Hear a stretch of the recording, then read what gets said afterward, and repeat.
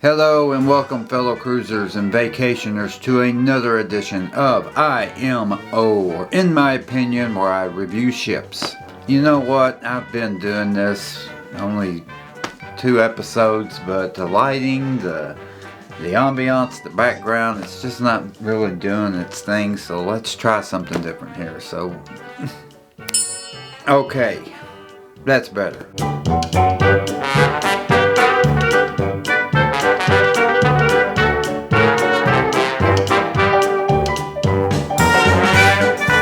Okay, for this ship review, we are going to do the old red, white, and blue, which is the Carnival Mardi Gras. So let's just get started with embarkation and debarkation of the Mardi Gras. First off, the embarkation wasn't as easy as it normally was on other ships that we have sailed on since COVID. It did take us a while to get on the ship, primarily because they had a delay in debarking the other passengers from the previous cruise, so it took them a while to even let us in the cruise terminal. And we probably waited a good 30 to 45 minutes before we could even get into the cruise terminal. Now, once we did start moving, it did not take too long. Maybe took us approximately 30 minutes to get through the entire terminal and get on the ship. So all in all, it took over an hour. Debarkation, like the previous cruises that we've taken over the past year, they've been so easy. We do not leave our luggage outside for them to take to the terminal. We keep our luggage. Once they allow people to get off the ship, we grab our luggage, walk straight off. Just had to go in front of a camera, take a picture of your face, they let you go. Debarkation, super easy, 15 minutes tops off the ship. So that was not a big deal getting on and super easy getting on. So now we're going to talk about the ship itself. The layout of the ship. When you enter the ship, first thing that you see is their new atrium. It's called Grand Central. It's not necessarily called an atrium, and basically what it is a giant area where they have a big stage they do shows on. It has a big window behind the stage that you can either look out at, see the ocean, or they have screens that drop down in front of it, and then you have your shops and everything around that area. So it's sort of an atrium, but it's not, because it's got a nice venue to watch entertainment, games, other stuff as well. Other than that, everything was, the ship's bigger, so being on that ship, you would expect everything to be bigger and broader, but it wasn't. All of the venues, the restaurants, the shops, everything was pretty small and pretty hard to find. You definitely needed to get your cruise map out to find places to go. It took some maneuvering, and it took a lot of navigating to get used to the ships. It actually took us a couple of days to finally figure out where things were on the ship, because it's so chopped up. But again, brand new ship, we've never been on it, so they're not like other Carnival ships in that sense. But all in all, it was a beautiful ship, brand new ship. Everything was clean, new. I loved the ship. It just took a little bit getting used to. Other than that, the layout, different. I like different because it's not like the same ship that you get on every time you go on a cruise. A lot of different areas and stuff like that, and we'll get into specific areas in a minute. But overall, on the layout, loved it. And another thing that they did different with their new ship is they tried to do neighborhoods similar to what Oasis class does with their ship. They split them up into different areas. They had the French Quarter. I have a cheat sheet. They have Grand Central, like I was just talking about, which is kind of their main atrium. They had the Lido deck. They had the Ultimate Playground, which was their fun stuff, their sports deck, their boat roller coaster, their maze or obstacle course, whatever you want to call it. Summer Landing was another section, and La Piazza, which was another part of the neighborhood. So that's how they broke up their neighborhoods into those groups. The last thing I want to talk about as far as the ship layout's concerned was the elevators. They had a lot of elevators on the ship. They only had 2 sets of elevators, one pretty much midship and one towards the end of the ship. They had, I believe, 4 on either side and then 4 on the other side. So I think they had a total of 16. The problem with the elevators were they were super, super small. And during COVID at that time, it was not fun to have to wait forever to to get on an elevator, and then once you got on the elevator, everybody wanted to get on that same elevator, and they would pack in like sardines, and it was just not a fun experience, especially when you had to wear a mask, especially when you were worried, oh God, am I going to get COVID on this ship, because there's so many people around and COVID was spiking at that time. So that was a horrible experience, and I don't understand why they built the ship that much bigger than their normal ships, but the elevators were so small. So yeah, that was definitely a negative about that ship. So let's talk about the muster station. As soon as we got on the ship, we went straight to the muster station. Just like all muster stations have been since the pandemic. Super quick, super easy.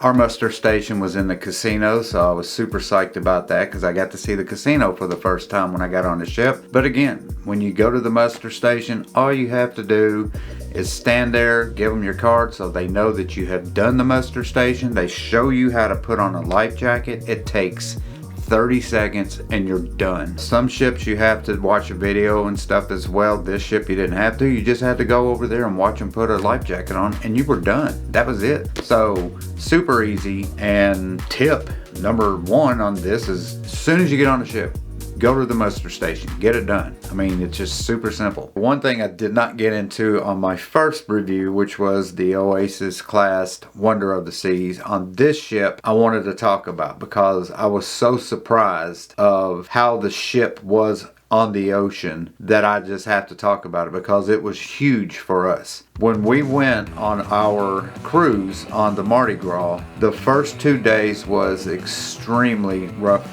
weather. It was windy. The ocean was super choppy. It stormed that night. It was just really bad weather. We thought it was going to be a rough night and a rough day as far as going out at sea on this new ship and rocking and getting seasick. That ship handled better than any ship I've ever been on. Even Oasis class ships, we've been on every single Oasis class ship, which are the biggest ships that have the stabilizers. And we've been in mediocre weather and felt the rocking on those ships. This ship was the smoothest ship I've ever sailed on, and the ship handled so well. I was so impressed with the way that ship handled on the water. So I had to mention that because it was probably the smoothest ship that we've ever been on. And I was surprisingly shocked because most Carnival ships that we've ever been on has always had some rockiness to them, and you know, we've been with people who had easily gotten sick on those ships. So anyway, wanted to just mention that really great stable ship even under pretty rough weather.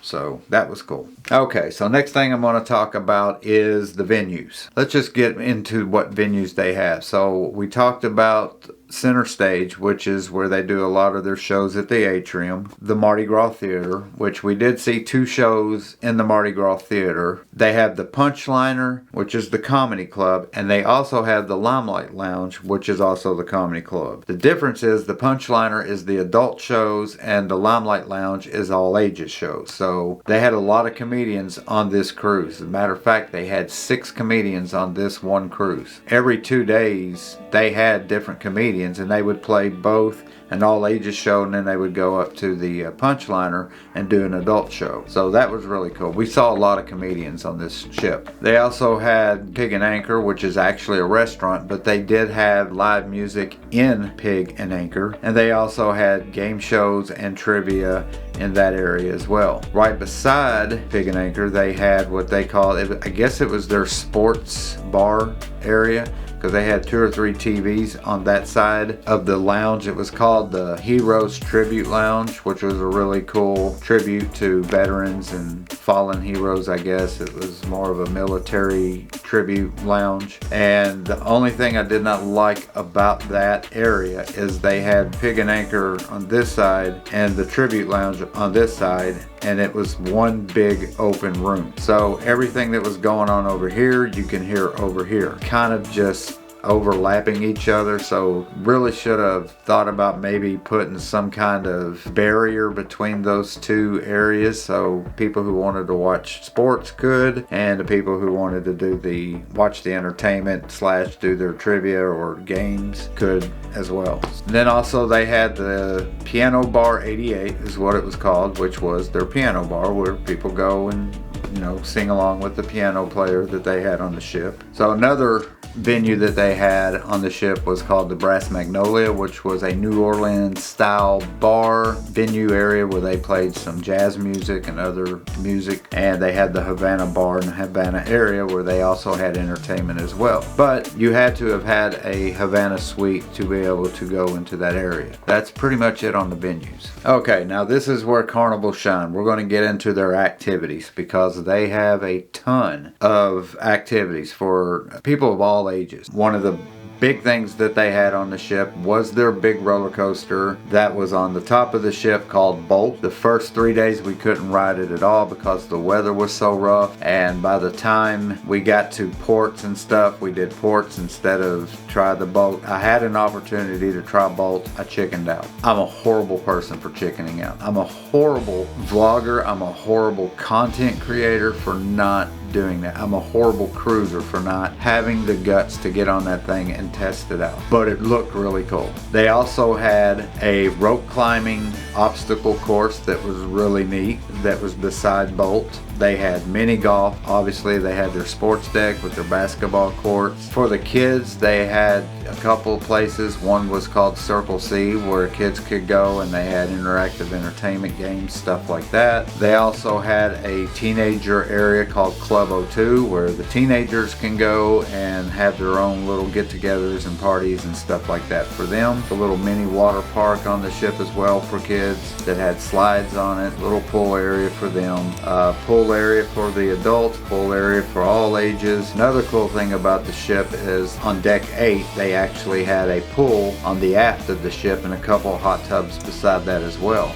They also had cornhole on one side of the ship where you can play cornhole on deck 8, and they also had pool tables on deck 16 where Bolt is and where the kids swim areas and play areas over there. And then obviously they have the Cloud9 Spa and Fitness Club. If you're a person who likes to work out, you can go into the fitness center, had plenty of treadmills and free weights and mechanical weights and all kinds of stuff that you can do to work out, and they also had a spa. So yeah, plenty of stuff to do as far as activities were concerned.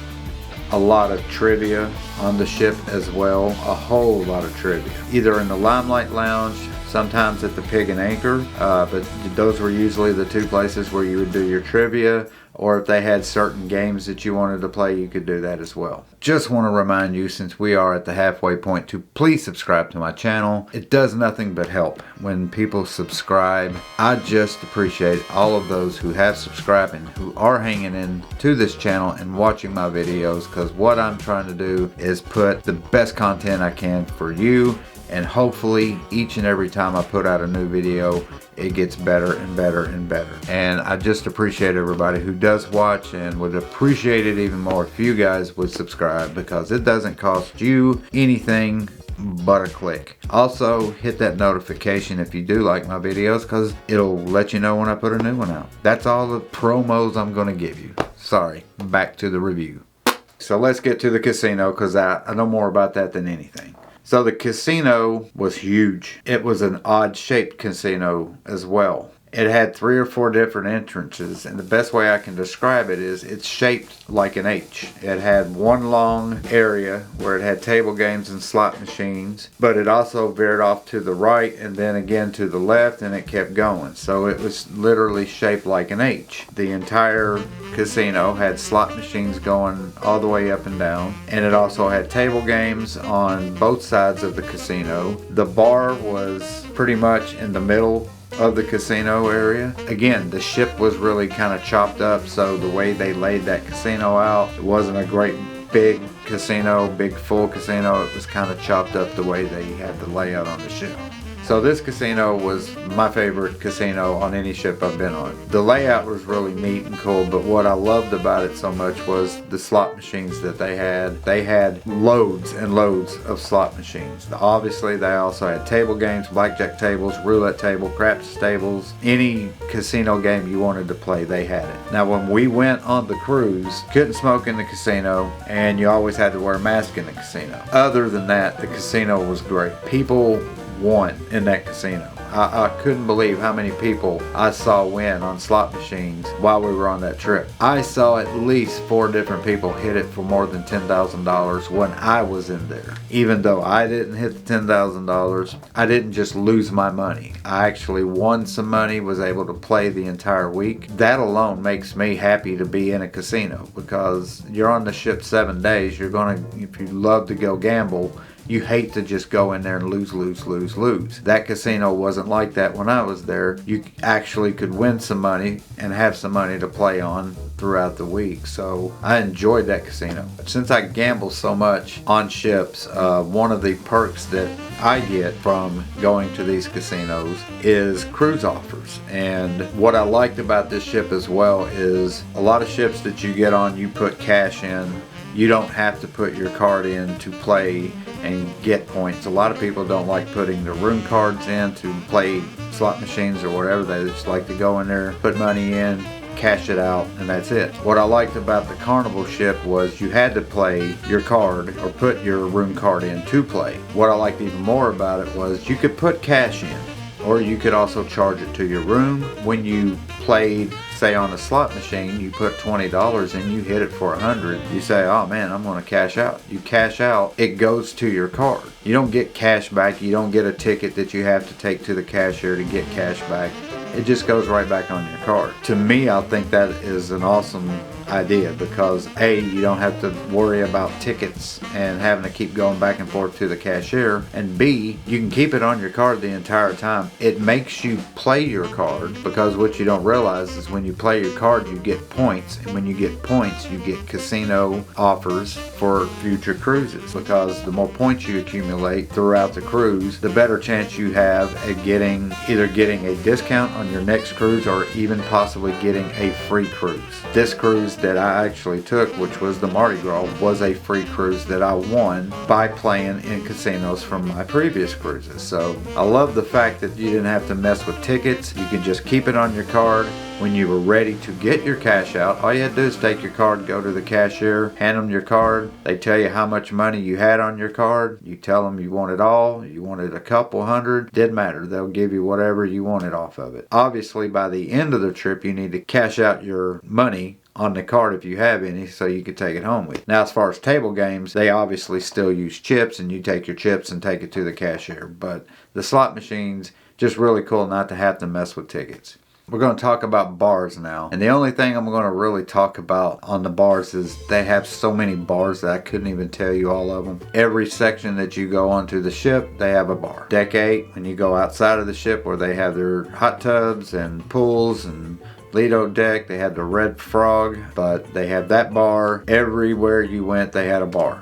Okay, so now we're going to talk about their shops. Pretty much all of their shops are located in that same area. In the atrium or Grand Central area, they have the regular Carnival shops where you can get Carnival merchandise. They had a makeup shop, hair products and makeup, perfume as well. They had a couple of jewelry shops where you can go in. I believe one of them was called Effie. They had their Cherry on Top, which is their candy store. I hit that a couple of times. And then they have their shop where you can buy your liquor and your cigarettes, their duty-free shop, which was located more towards the Pig and Anchor and the Tribute Lounge towards the aft of the ship. Obviously, they had their photo studio area as well in that area, which was located on deck 6, 7, and 8. Nothing majorly different about their shops. They also had an area where you can buy some camera equipment. You can buy SD cards, batteries. You can even buy smaller cameras and stuff like that. They had an area where you can buy snorkel gear in case you forgot yours and wanted to buy some. So yeah, they had pretty much the same as other ships that you've been on Carnival if you've ever been on one, but but nothing major different about their shops on the ship. So we're going to get into the restaurants, and this is going to take a while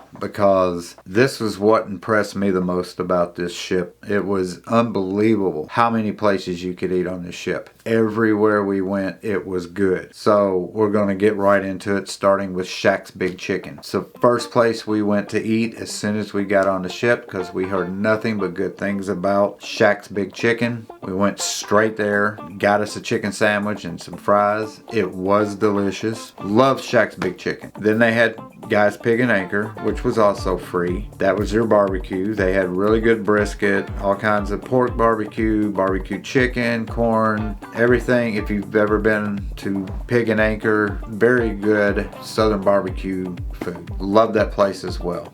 They also had Guy's Burgers and Fries, which is another fantastic free place to eat. You get a burger and you get fries. Both of them are extremely good. They also had the Blue Iguana, which was your tacos and burritos, the Mexican part. They've had on other Carnival ships. We ate there a couple times. That was good as well. Another place, Steam Dream, which we did not eat on the Lido. And then they also had their pizzeria. Their pizza there was so good. I've eaten on other Carnival ships and had their pizza. It was so good. Probably the best pizza I've had on any ship as far as free pizza is concerned. Love their pizza place. They also had a hot sandwich area right beside the pizza place called Piazza Panini. I got, I believe, the Italian panini, which had salami and pepperoni and ham, and they melted cheese on it and put it in a toaster oven and toasted it. Oh my God, it was so good. Those are the free places you can eat, and just those alone was so good. And not only that, but they also had a restaurant, their Italian restaurant there, which was actually free, called the Cucina del Capitano. I don't want to butcher it, so I'm just going to act like I'm Italian and say it real fast. Cucina del Capitano. It was free. You had to get a reservation. If you couldn't get a reservation, you couldn't get in there. And it was kind of hard to get because it was a free restaurant. Their portions that they serve you were a lot smaller. So if you've ever been to another one on another ship where it was actually a paid restaurant, and you order a similar item, do not expect to get the exact same portion that you get when you pay for it, because it was a lot smaller. But it was free, so it didn't matter. It was still really good. We enjoyed it. We ate there twice, so the second time we ate there was much better as far as the portions that they gave us. One of their smaller restaurants was called, it's not really a restaurant, it's called the Seafood Shack, and it's kind of a just go and pay and pick up some small seafood items. We didn't eat there, but they had that available as well. Now these are all their paid restaurants. They had Bonsai Sushi, and they also had teppanyaki. When we went into teppanyaki, it's a very small venue. Mind you, this was during the peak of COVID, and they had everybody bunched in together on this one hibachi grill. And there were 10 people per grill and only 3 grills, so it was a pretty crowded room. The food itself I did not enjoy because I am a picky eater. I didn't like onions and peppers and mushrooms in my rice, and that's the way they served it. My wife said it was really good. She enjoyed hers. I didn't have that same experience. I wouldn't eat there again because, again, I like to go into a restaurant and tell them exactly what I want and what I don't want on food, and that's not what you get. You pretty much get what they give you. Another specialty restaurant that they had was Emerald's Bistro. We did not eat there, but I've heard nothing but good things about that area. They also have Fahrenheit 555, which is their steakhouse. That was actually good. That was the first place we ate on our first day there. And the only complaint I had about that, again, this was during COVID, they sat you right on top of other people, which shocked me because we had 5 or 6 different couples around us where we were sitting. It was just me and my wife. They sat somebody right next to us. You couldn't even put a cup in between our tables. So we were basically eating with 2 other people. What made us mad about it was they had this whole restaurant and they put everybody in one section and left the rest of the restaurant empty. The venue wasn't a great experience. The waiters and waitresses there were super nice, liked them, but didn't understand why they sat everybody right on top of each other. Didn't like that at all.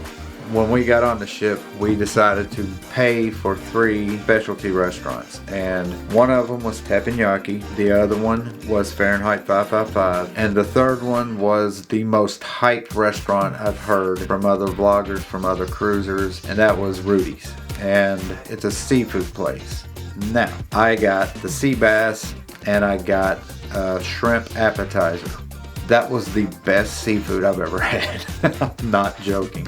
Whatever that appetizer was, it was so good that I wish that I had done it different, because I would have ordered that appetizer and kept the sauce that was with it and used it for my sea bass. That restaurant was just fantastic. There was no downfall to that place at all. The waiters and waitresses were super nice. We actually ate outside. The restaurant is really small, but they do have an indoor seating and an outdoor seating area. And the night that we went, it was a very pretty night, nice and cool, wasn't hot, nice breeze. So we decided, let's go out and eat outdoors, and it was wonderful. Everything about that restaurant was just top notch. And then the last restaurant that we didn't eat at, that they have on the specialty restaurants that they have on the ship, is called Chibang's, and that's more of a Asian Mexican style restaurant. We didn't eat there because we only had 3 specialty restaurants we could choose. Those were the 3 we chose. Yeah, that's your specialty restaurants. They have the Palm and Flamingo restaurant, which are 2 separate restaurants, but they're all your main dining areas. And they also had Market Street Buffet. We did eat at the buffet a couple of times. When we wanted to get something to eat while other things were closed, we decided to go to the buffet and eat. Their food wasn't that bad. The problem with that buffet was they did not give you a whole lot of options of anything. I don't like the layout of the marketplace, because it's basically 2 sides that go all the way down the aft of the ship, and they would only open one section at a time. It's not like they opened the whole buffet area. They would just open one section here one day, one section over here another day, just different sections at different times. Their sections did not have a lot of food choices. What you saw is what you got. They did not have a very good variety of food there at all. So I was kind of disappointed in their buffet, especially breakfast time, because they don't have a lot of breakfast options. So you're either going to eat in the main dining room or you're going to eat in the buffet. We did eat one time in the buffet, and they did have eggs. They did have bacon that time. They had sausage, pancakes, a few of those items, some sort of potatoes, just not a whole lot of a variety. So I was kind of disappointed in the buffet. Getting back to the main dining room, we did eat breakfast there one time, and it was pretty good. We just got a regular breakfast, eggs, bacon, hash browns, and toast, and it was good. But we never ate there again, because we didn't have to, because there were so many restaurants and other options for us. We really didn't need to eat in the main dining room, so we just never did. Okay, and last thing I'm going to talk about, and this is really the hardest thing for me to talk about, was the entertainment. Simply because we did not do a lot of shows. And what shows we did do, we just weren't too impressed with them. They had a magic show that we did go to that was in the Mardi Gras Theater. We lasted about 10 minutes. We just couldn't watch it. The magician was pretty much a talker. Now granted, we were not near the front, so we sat near the back close to the exit, because we weren't too sure about the magic show anyway. But after being in there for, we'll say 15 minutes, it was just so boring. A lot of talking and not a lot of action. Basically what it was a magic show with a lot of lights and flash, but not a lot of magic. Another show that we did, it was basically a rock opera show. Wasn't impressed with that either. We left early on that as well, because we just didn't like it. The sound was bad in the theater. This was also in the Mardi Gras Theater. They had the music up so loud and the singing was so loud, it was just kind of bouncing off the walls, and it really didn't sound good. But the fact that they were singing Led Zeppelin in a Broadway tuned theme, I just couldn't take it. And the only way I can compare it to you is if you like listening to country music and you had a heavy metal band playing some of your favorite country music songs. You just wouldn't like it that way. So that's kind of the way I felt about that show. So we didn't hang out long for that one either. The only other shows that we did see were the shows that were on center stage. They did have Deal or No Deal, which was their game show. Did enjoy that. You can actually play along with them. You had to pay for these cards that they give you, had these little pull tabs, and every time their case was open, you would pull that same case, and if your number matched their number, if you had so many matches, you would win money. If you bought the cards, they would call out a number, and whoever had that card got to play Deal or No Deal. They had 2 games per show. 2 people played and went up there and played, but again, you got to play along as well as watch them. So that was cool to see. It was actually pretty entertaining. And then they had some smaller shows, like a little bit of lounge music. They also had bingo, a lot of activities and a lot of shows in that one area. They did have a kind of a more musical themed white show where they had the violinist all dressed in white, and some acrobats and some singing and dancing and stuff on one of their last nights. That was a nice show to see.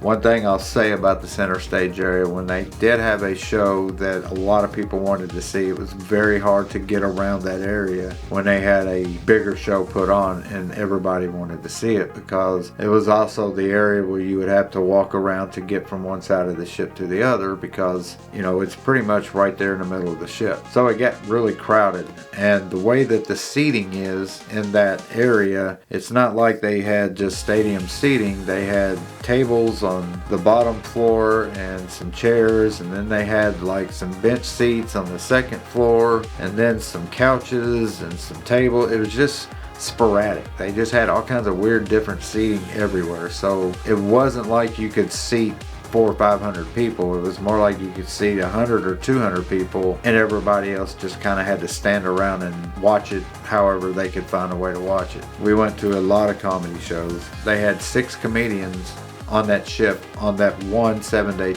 cruise, and that was awesome because you could just keep going to comedy shows and seeing a different comic almost every day. I've never seen that happen before on a ship on one cruise. This cruise, they just kept bringing different guys on, and they were all really good. I thought that was neat. So that's what we did. We watched a lot of comedy shows and enjoyed them. They were really funny guys. Done the ship. Now let's give it a rating, and we're going to start off with Embarkation and Debarkation. Gonna give that a 6 for the simple reason we had to wait about an hour to get on the ship, and that was a bummer. I'm sure it was circumstances beyond their control, and it was not an every time thing, but we did have to wait an hour.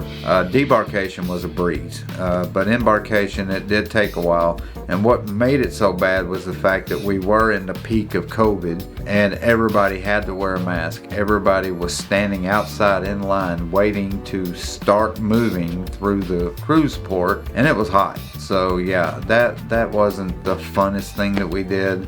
You know, overall 6. Next will be the ship layout. As far as that's concerned, I'll give that a 7. The 2 things I did not like about the layout of the ship was everything was so choppy. It was kind of a maze to get from one venue to the next. If you wanted to go to one place, you really had to navigate the cruise map to figure out how to get there. Obviously, once you've been on a ship a couple days, you figure things out and you know where everything is once you get acclimated to it. Wasn't the easiest ship to navigate, but again, once you got used to it, it was fine. The only other issue I really had with the ship was the elevators. The elevators, especially with the ship that big, they were so small. It was just so crowded. Those 2 things were the only really big issues that I had on the ship. I think a 7's a fair assessment. So let's talk about the venues. There wasn't a whole lot of venues. You know, most of it were just small little entertainment areas. They had the Mardi Gras Theater, and they had the Grand Central area, which was the atrium or the center stage. That's where they did most of their entertaining. You know, everything else was fine. The Punchliner and the Limelight Lounge was fine. The Brass Magnolia was fine. I'd say I'd give it an 8 for the venues. Entertainment, I'm going to give a 5. The shows that we did go to watch, we just did not like. The game shows and stuff were pretty good. The white show where they had the violinist, everybody's dressed in white, that was a good show. That was probably their best show. Casino, 10 out of 10. I love that casino. I love the slot machines. I got free drinks at the casinos. The waiters and waitresses were quick. They were very nice. One of the things I didn't talk about was they had candy straws because they don't use plastic straws. Whoever came up with the genius idea of candy straws for their drinks, it was a great idea. Only downfall with the straw was if you waited too long, it turned into a noodle. If you got a candy straw, you eat it quick because it gets soggy and nasty afterwards. Casino was just great. I wish I was one of those that won $10,000, but the fact that people were winning in that casino, it was a rarity. I've never seen that many people win on one cruise on a ship. And plus, I like the way that you use your card, and when you want to cash out, you don't have to worry about tickets. You just go straight back on your card. So yeah, casino, 10 out of 10. My favorite cruise casino I've been on. Bars and shops, we'll combine those both.